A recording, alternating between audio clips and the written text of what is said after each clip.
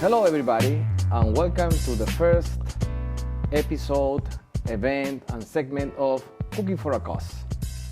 My name, Luis Sanchez, Executive Chef of Amaro Gourmet, and today we are at BCTV Studios. Joining me, Mr. Stephen Harrison, Director of Kurn Hattin Homes. Hello, Mr. Stephen. How are you? I'm doing well, Luis. And yourself? You feel good? All's good? Good. Yes. Thank you. Okay. Thank you for having me today. No, my pleasure too. So, Mr. Harrison, I understand you have been born and raised in Indiana. Yes. You've been in the education industry over 45 years.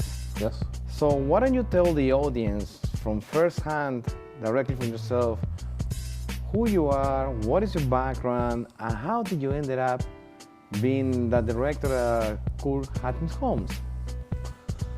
Happy to. Thank you for the opportunity. Again, my name is Steve Harrison. I have had a very interesting life overall and have been, as you said, involved in education for over 45 years now. My background started in Indiana. I grew up in Indiana and attended grade school and high school and college in Indiana. Everywhere there. Pardon me? In Indiana. In Indiana, yes. So being in Vermont now, I'm definitely what they call a flatlander. Exactly, that's what my intriguing. Yes, a flatlander. So after college, I attended grad school in New Jersey. Okay. And I went to seminary there and took a Master of Divinity degree and thought that maybe for a while I might become a pastor or a college or university chaplain perhaps. But the world took a slightly different turn for me, and I got involved really through my wife in teaching at an independent school in New Jersey, in Princeton, New Jersey. We worked there for a few years until it was a boarding school and we outgrew our housing there. We had 2 children while we were in New Jersey. So we moved and I went to another school in Worcester, Massachusetts, Okay. Worcester Academy. And then followed my career from teaching and coaching into some administrative roles in various schools. Okay. Followed jobs around the country, actually. We've lived in several different states, Colorado and North All Carolina. oriented to education? All related to education. Independent schools from one state to another. I became a head of school, headmaster at a school in Indianapolis, St. Richard's Episcopal School in Indianapolis, Indiana. Went back home for about 8 years. And then followed that with another Episcopal school in Maryland, St. John's Parish Day School. And after St. John's, my wife and I were hoping, both of the Episcopal schools were day schools, and we were actually hoping to get back into a boarding school, a residential school environment. So I started looking around the country and found Kurn Hattin Homes. It was a little different. You know, it wasn't Kurn Hattin School or Kurn Hattin Academy, so I wasn't sure whether or not I wanted to apply, but I did. And spoke to the executive director at the time, came out for an interview and fell in love with Kurn Hattin. And you are there since the past 10 years, correct? I've been there for 10 years now. I'm in my 10th year. Okay. So yes, it has been the most rewarding work that I've done in my career. It's been working with children. Kurn Hattin Homes for Children is a home and a school for children who come from family backgrounds where the family is facing some sort of challenge, in whether it's financial or social, some type of a challenge in the life of the family. The family has the children come to Kurn Hattin. We're kindergarten through 8th grade. Correct. So that would be 5 to about 14, 15 years old. Correct. Yes. And so the children are there. On average, I would say most of the children come for anywhere from 4 to 6 years to Kurn Hattin. They can come at any time, and it's essentially tuition free. So Correct. the children and the families don't really So pay they have for. the opportunity to learn, play, grow, and adapt to the new environment that they have in the future. That's exactly right. And our goal, our mission is to transform the lives of children and their families forever. The whole purpose is to try and help children regain their childhood, their sense of joy and happiness in their childhood. So they stay with us. They can go home on weekends if they want to do that. Oh, really? Yeah. Yes, and we do offer a year-round program. So academics actually go from essentially August to June, and then during the summer we have a recreation program for the children if they want to stay through the summer as well. They don't have to. Excellent. They can come in for a week or two, go back home for a couple of weeks, or stay there the entire summer if they want to do that as well. Excellent. So it's a great opportunity for children to have a safe, secure, stable environment in which to live and grow up and have a happy childhood. And correct me if I'm wrong, it is a 130 years old institution, right? We've been there for over 130 years. We were founded in 1894. Okay. It was founded by a congregational pastor in the Boston area who actually grew up in Westminster, where the school is located, Westminster, Vermont. And he was trying to find a way to help the children that he saw in Boston from difficult situations and home lives in Boston to have a better life, actually, a more bucolic life, I suppose, in the countryside. So he came back to Westminster, bought the property there, founded the school, and we've been there ever since. Okay. So I'm assuming childs come from different reasons. And during these 10 years past that you have been there, could you tell us a brief story of a specific child that came, and how was the process, how was it developed, a story that tells who you are as an institution? Sure, be happy to. We had one that comes to mind that I often relate, actually, was very meaningful for me when I first got to Kurn Hattin Homes. It was my very first day at the homes. I went to a picnic dinner that was being offered to the children who were there, and there was a young girl who was in kindergarten. Her family, her siblings were there at the homes and had been there for a year or two. Okay. And it was her first year. It was her first day. Okay. And she was, oh my, she was not wanting to be there very much at the time. She was afraid, I think. She was almost wrapped up in like a fetal position, waiting for, her siblings would come over and check on her once in a while. But I went over and sat down next to her and talked to her a little bit. She wasn't communicating with me at all at that point. And so, but that was okay. And I saw her, throughout the course of that week and the next week and the week after. We developed a real friendship, actually. She started opening up and out of her shell. Get out of the comfort zone. And out of her comfort zone. She really blossomed at the homes. And I remember probably about, maybe 3 or 4 weeks into the time that she was there and that I was there, I went up and I was visiting some of the classrooms, and I went to her classroom door, and she saw me at the door, and she just lit up and ran over to the door and grabbed me by the hand and took me over to show me what she was doing on her desk. She was writing her name. She had learned her letters, learned how to write her name, and she was just thrilled to be able to show me. And she then gave me a couple of pictures that she had drawn, and it was just heartwarming to see her open up like that.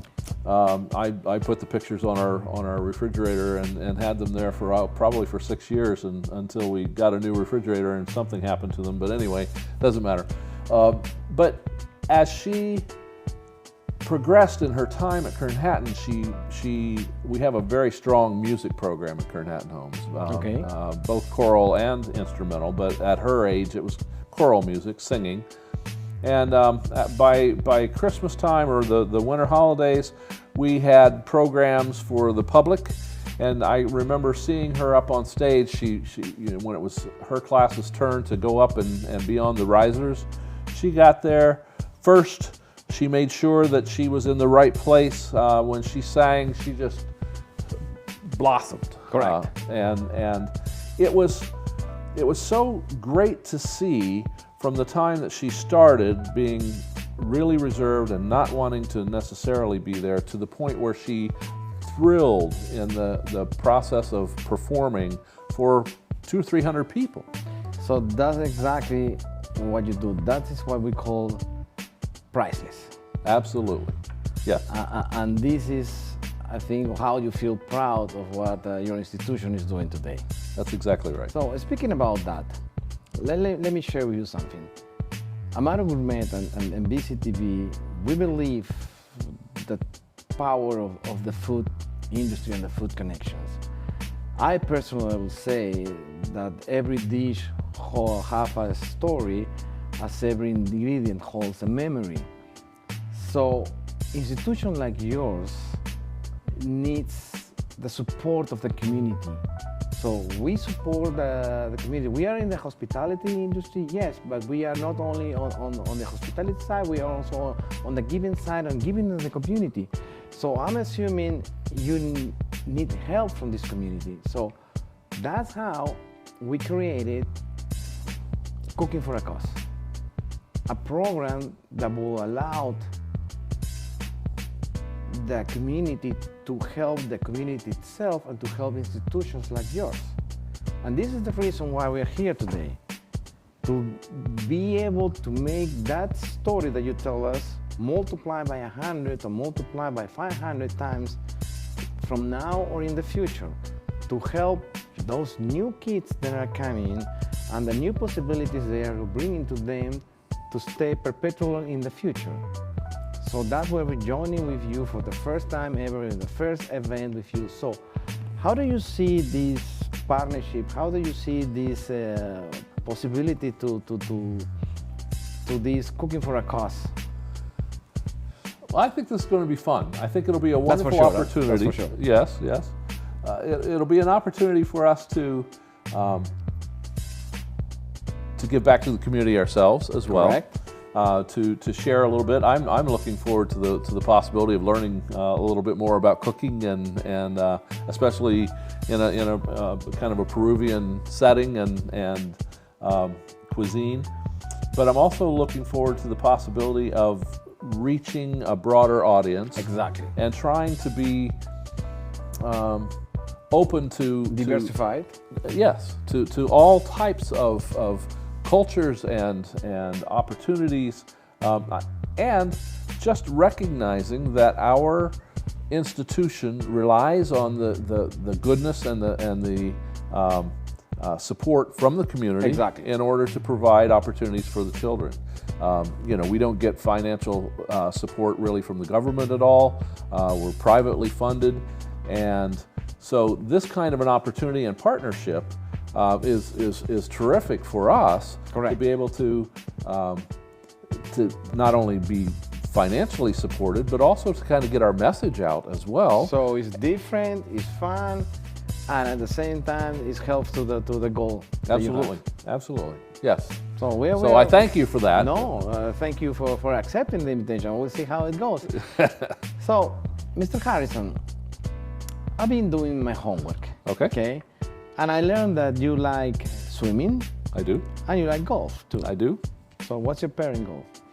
Oh my gracious! At this point, if I can consistently break 100, I'm feeling pretty good at golf. In that case, we can get together and play one day. Yeah, that'd be fun. That'd be Yeah. fun. I just got back from playing with the previous Windham County Sheriff, Here you go. Keith Clark. Okay. He and I and Who won? well, Keith and my other friend Ed Denaney from the area here. We used to play golf a lot when Keith lived here. He retired and went to Washington, D.C., and we get together about once a year and went down to Myrtle Beach and played several days in a row. Keith and Ed always wipe the course with me. They're better players, but I enjoyed it. We have a good time, but it's a fun pastime. But on the other hand, I also know that one of your hobbies is to traveling. So I'm wondering if you could share with the audience, I mean, of all the places that you've been traveling, which one for you is the place that you love more food-oriented, more gastronomic, more cuisine place? And among this specific place that it is food-oriented, which is the dish that you like more as a consumer to have? And on the other hand, which is the dish that you like more as a cooker chef to make it? I know it's a little bit different questions because people don't associate too much traveling with cuisine or gourmet traveling, but since you had experience, why don't you share with us? All right, be happy to. It's a tough question because we love to travel to a little island off the coast of Maine called North Haven, and have been going there for years and years in the summer times. And I love dishes with mussels and lobster and things of that sort in North Haven. However, my wife does most of the cooking in North Haven. Okay. When we're at home or when we've been traveling other places, I do have to say, my son and I took a trip to Italy. Okay. Where in Italy? We were in Rome for most of it. We went up into Tuscany for a while. Beautiful. And down to the Amalfi Coast line Amazingly. for a while. Breathtaking, I have to say. It was breathtaking and wonderful. We had some really good dishes. I love the cooking. Italy cannot be wrong on the culinary side. No, not at all. It was wonderful. The dishes that we were served there, especially in Tuscany, I really enjoyed the Italian cooking that was going on there. Plus the wines, I guess. Well, yes, the wines indeed. My wife and I took a trip to France with some of our family. Well, French cuisine, it is magnificent. It was magnificent as well, and so that was memorable. The thing is, I'm not that exotic, perhaps, in my own cooking. So when I do a lot of cooking at home, which I actually do a fair amount, I do things that are fairly simple, like chicken genovese, or I love cooking beef stew and vegetable soups and things of that sort. Okay, so you like the beef side oriented? I do. I would have to say that would probably be one of my other than when I'm in North Haven, Maine. I have some message here for the audience saying, are you a good cooker? I'm decent, but I'm not phenomenal by any means. Okay, don't worry about it, because you will have the opportunity that I think every person wants to have, the opportunity to cook on a professional kitchen. That'll be great. And you will feel the heat, the adrenaline, the intense atmosphere of what it is cooking in a real professional cooking for real clients. Right. But on top of that, we're gonna add a secret ingredient, which is you will be cooking with the lights and live streaming television of VCTV. Oh boy. Not only in the US, but it goes abroad, you see? So you will have that extra pressure to do it. But how do you feel? Do you think we can make it? Oh, I think we'll be fine. I'll be a little nervous, without a doubt. I've never done anything quite like this before, but I think But don't worry, we'll be fine. Myself and my partner, Chef Lana, which is the winner of the Battle of the Chef, we both will be sous chef to you. We will be guiding you the whole way. You will get the honors. You will be the chef of the night, because as we say, we call it the event Cooking for a Cause, but actually at the same time it is a night for a chef. Nice. See, a dream night. I mean, I'm sure every person dreams to be able to have the possibility to cook in a professional kitchen with all the aromas, all the intense, all the ingredients, all the heat, all the atmosphere. And you will be the person that for the first time ever is going to be able to cook in our kitchen. I mean, and that's Well, I'm looking forward to it. a very exciting thing. It sure is. And I think it'll be especially fun. for a good cause. Yes. See? Because part of the sales of that day will be designated to your institution.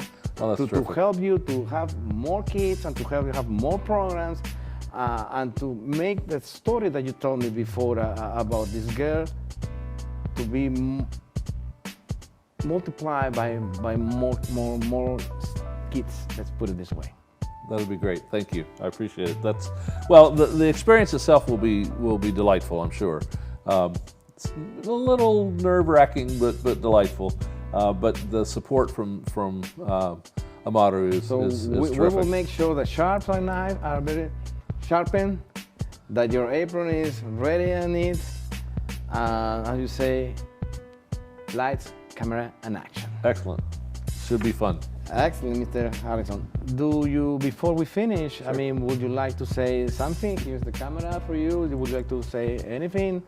Well, this is the moment, huh? Absolutely, The moment of the moment of truth. Well, two things. One is to say thank you very much to you and your partner and Amaru Gourmet for and BCTV. pardon and BCTV. Yes, for the opportunity. But secondly, to say something about Kurn Hattin Homes. It is a delightful place for children.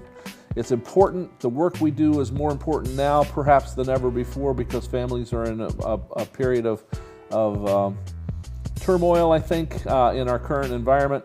And so having the opportunity to work with children, to provide experiences for them to grow and have a better life, perhaps over time, is exactly what we're all about. And cooking for a cause to give us an opportunity to spread the message of Kurn Hattin Homes and also to get support while doing it is a dream come true. So thank you so much. Thank you, Mr. I appreciate Harrison. it. Much appreciated. Looking forward to it.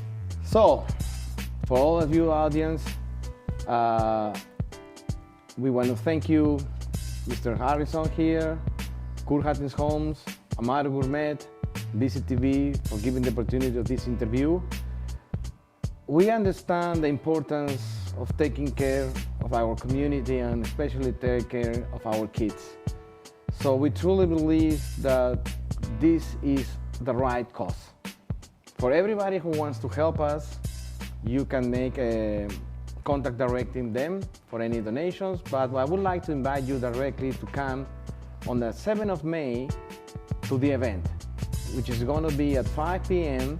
Mr. Harrison here himself is going to be the chief executive leader chef of that night, and the event will be taking place at Amaru Gourmet premises, and that will be at 580 Canal Street, Brattleboro, Vermont. From myself, once again, Luis Sanchez from Amaru Gourmet, I wish you everybody a great continuation of your week, and I hope to see you soon on May 7th. Thank you very much and have a great day.